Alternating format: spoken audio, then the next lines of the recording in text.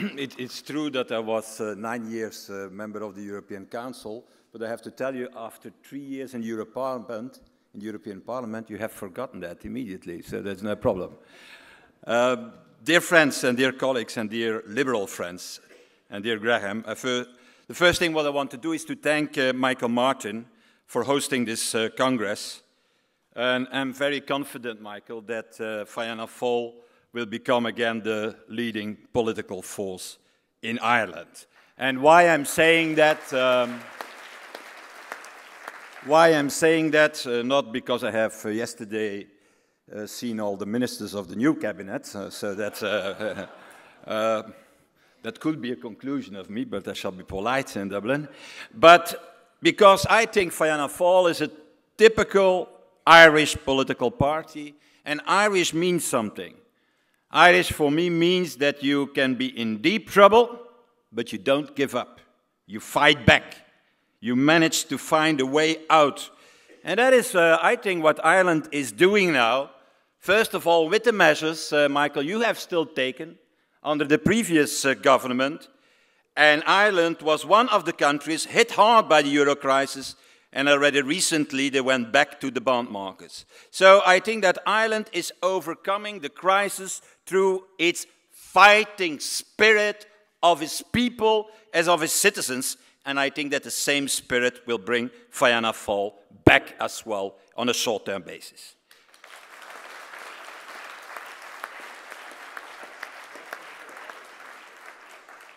Could be a good introduction for my next meeting with the Irish government under the president. Secondly, dear friends, I want to thank Nick Clegg. And why? Why, Nick? Well, because of your courage, your enormous courage, last week, in what I think was a great speech to Chatham House. You have contradicted not only the old Europhobes from the Conservative Party, but also the newborn Europhobes of the Labour Party in one speech. It was pure nationalism, pure populism, what Ed Miliband did a few days ago. Making a deal, friends, making a deal, dear friends, on the EU budget between his party and the most Europhobe politicians that you can find in Westminster. So, Nick, when it happened, I even did a tweet, and my tweet was, "I miss Tony Blair," was my tweet. Because those who know my relationship with Tony Blair, this shows my degree of desperation, I can tell you. So, Nick, it was a courageous speech, also because of the warning to Prime Minister Cameron, because you are right. Cameron's approach shall lead to the second-class membership of the United Kingdom. A state is comparable to Norway, not to say to Turkey. And this would be a disaster. It would be a disaster for the Union, it would be a disaster for the UK, and it would be a disaster also for all the citizens of the UK. We need the UK fully inside the European Union, dear friends. And to achieve that, Nick, we need you. Really, we count on you to rally around the Lib Dems a strong pro-European force in 2014. Because really, I know, maybe the majority is a little bit of Eurosceptic and so on, but I am convinced that huge part of the population, of the business community in Britain, know that the best interest for Great Britain is to be inside the European Union and not outside, as some of them want to create and to deliver. So, dear friends, let's face the reality of European politics of today. We are, in fact, still in the middle of a crisis.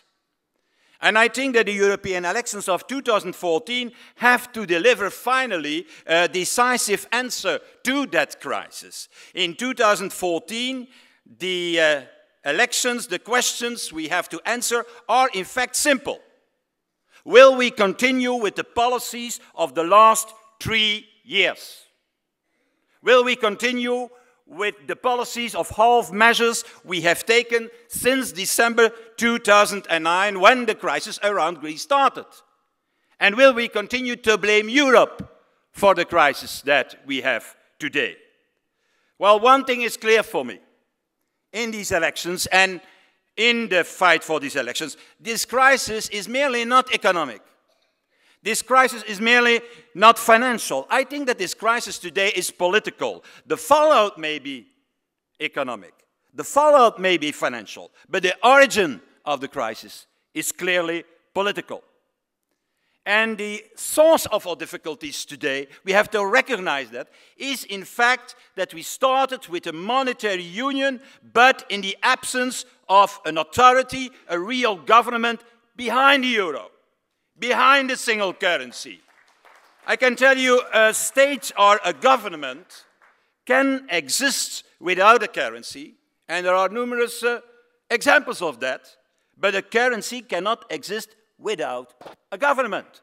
That doesn't exist in reality. And let me prove this very shortly. The Eurozone today has a debt of 90%, and we pay an average interest rate of 5% today in the Eurozone. And true, with huge differences. Nearly 10% interest rate for Portugal, and yet if you lend today money to the Germans in the short term, you have even to pay them. So that's quite a difference for the moment. But the average in the Eurozone is 5%, with 90% of public debt. Well, the US, the United States, have 103% of public debt and are paying less than 2% interest rate. And the Japanese, dear friends, well, that are the world record holders of public debt, 226%, the double of Italy. And they pay 1.5%. The lowest interest rate in the world. How is this possible? Well, the explanation, in my opinion, is very simple. Behind the yen, there exists a real state. Behind the dollar, there is a federal budget of 24% of GDP. While there are also serious and extensive policies in the US. And behind the euro, let's be honest, in reality, there is nothing at all. Even a budget of 1% is seen as too high by most members of the European Council. Well, let's face the reality.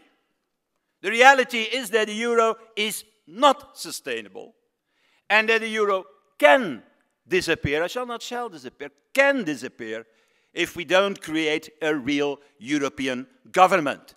A state of a government with all the ingredients, all the building blocks. Yeah, we have to recognize that the Americans have put in place more than 200 years ago, when they started with the dollar.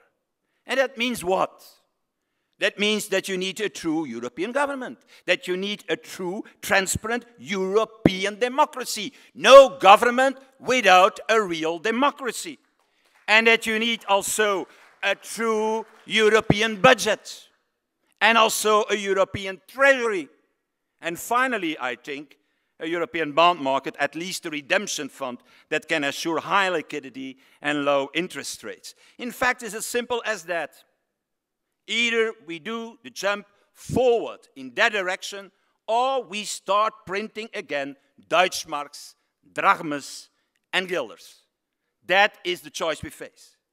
And we are, in fact, at the crossroad today in Europe, because we cannot continue 3 years with half measure, then to think that we can do it again 4 or 5 years.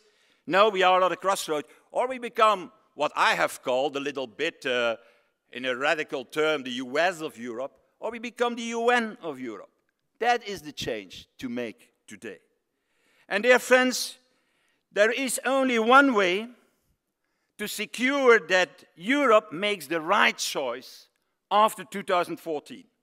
And that is, in fact, to strengthen the liberal and the democratic family in Europe, and to ask to the liberal and democratic family also to take the lead of these pro-European policies we need after 2014. Because let's be honest, and very short on that, neither the PPE, neither the socialists have what it takes. To overcome the crisis, you have followed it, conservatives and the PPE want more austerity, And socialists from the other side believe that it could be solved by more money, as they always say, and by more solidarity. Well, could somebody tell them maybe that we need both to them?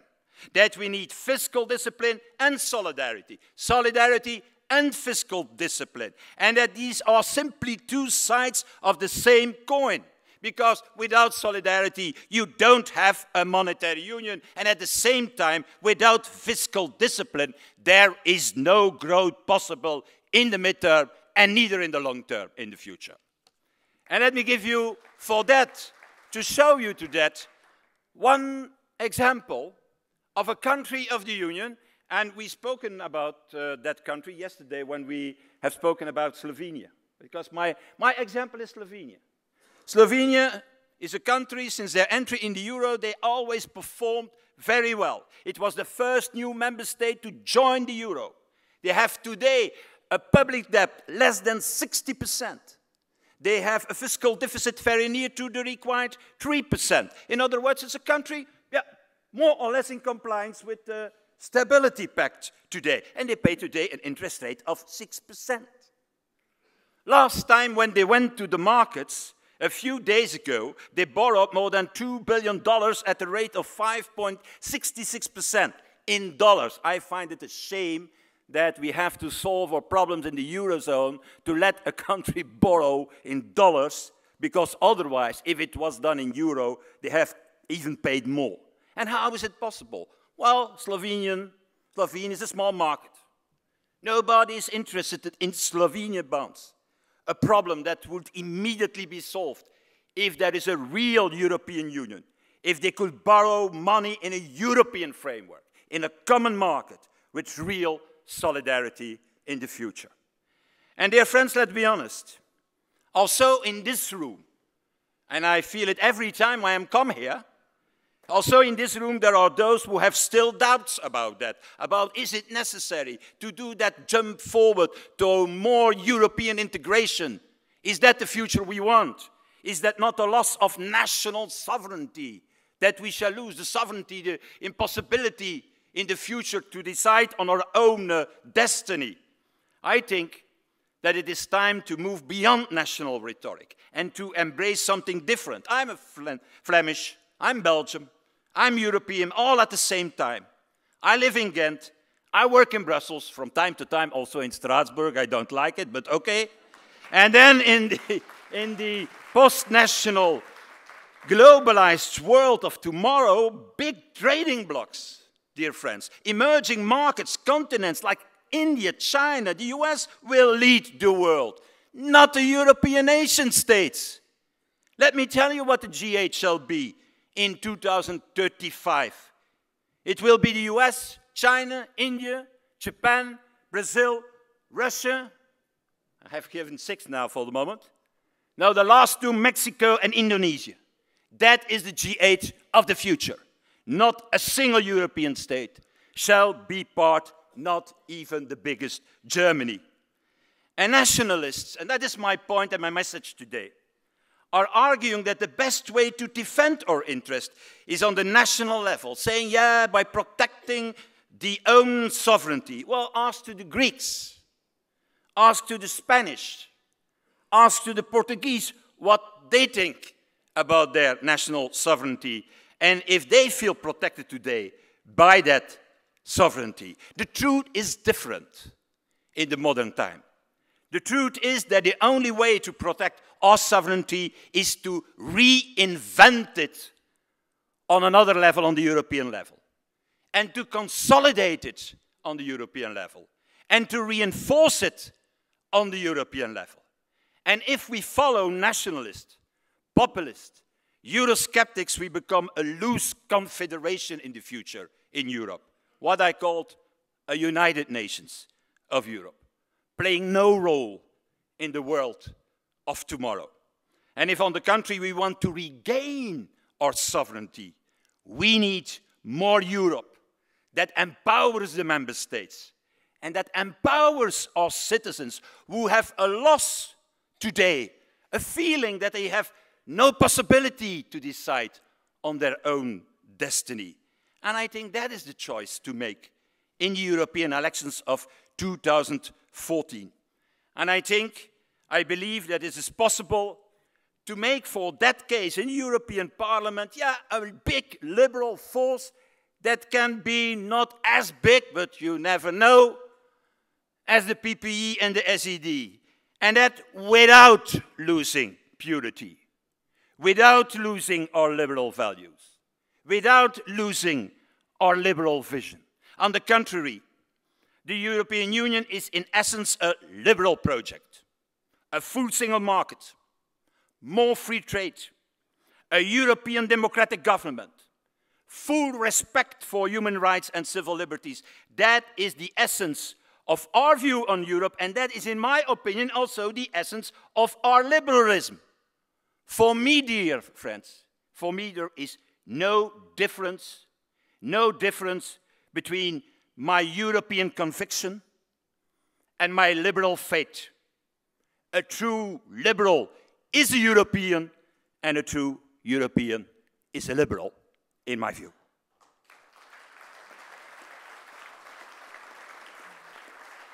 Finally, dear Graham and dear friends, a last word on another emotion that I feel when I'm coming to our party congresses. The fear of many that the public opinion shall not go in that direction and has a feeling for an opposite direction and shall not follow a more pro-European or a too much radical pro-European line. First of all, fear is a bad advisor in politics. That's the first thing that we have to remember. And secondly, dear friends, my opinion of politics and of democracy is a little bit different. I don't think that it is a task, and a duty certainly not, for a politician to simply follow a public opinion.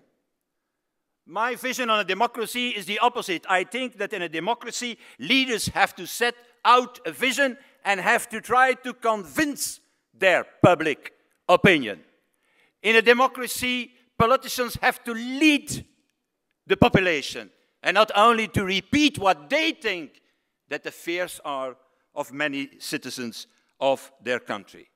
And so I think that if we have the courage in the coming months, in the coming years, first of all, to continue our work in the European Parliament, where we, with 86 members, are really the pivotal political force in the European Parliament, winning 90% of the votes.